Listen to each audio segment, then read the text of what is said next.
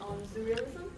This is a research I'm doing for my anthropology class, and we were required to do an ethnography, which means kind of like understanding the culture within the culture, so with the people of the culture.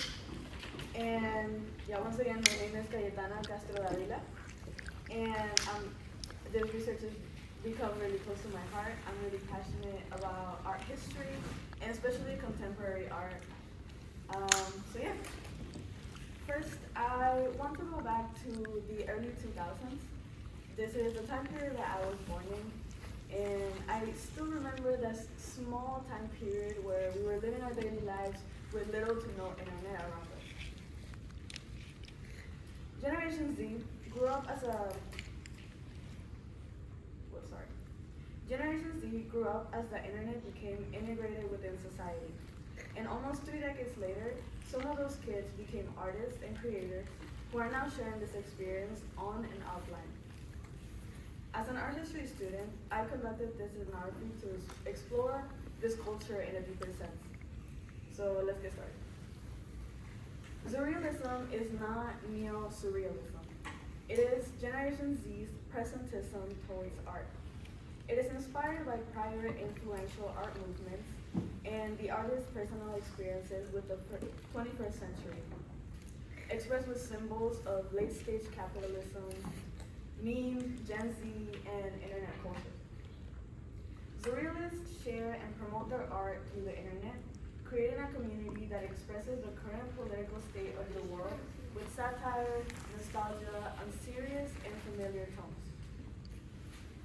Some that have never seen before in history.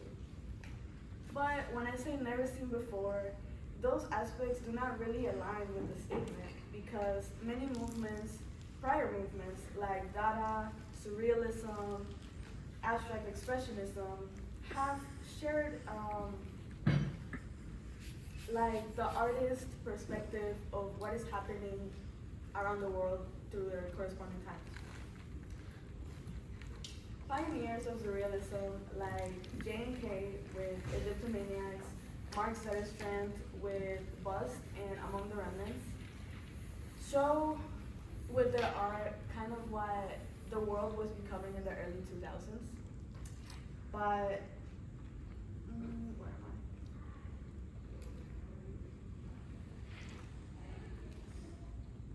I? Okay, sorry. Generation Z student and artist Ruiter, creator of Blonde is Better, this piece right here with Miss Baby, shared with me a perspective that I believe is of great value to understand this culture a little better. She says, "We grew up while social media platforms were in their early heyday and have witnessed the way these platforms have changed over the years as they settled into everyone's daily routines. However, with what comes, many of our parents didn't realize how messed up things were online yet, and nobody knew. So my access online was unsupervised. From age 11 and up until I was 17, I was in communication with strangers online. Talking with disparatists, I was exposed to a lot of things that I shouldn't have been. So my question to this answer was, how did early 2000s internet culture influence her to decide to create art portraying it? And why does Blonde is Better use symbols such as Miss Piggy and internet figure Trisha Paytas? To the naked eye, Zurrealism can seem unserious, jokeful, and kind of, I would say, meaningless. But the more research I have done, I realized what Julia's trying to say with her piece. She then shared with me her experience with beauty standards and how they influenced her as a woman. She said, "Blonde is Better is about my experience changing my appearance for a man. I felt like I was going insane." I think that, yeah.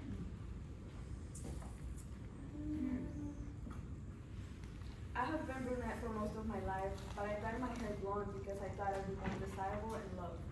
My crash outs that I had over the desire to be loved are on par with this woman.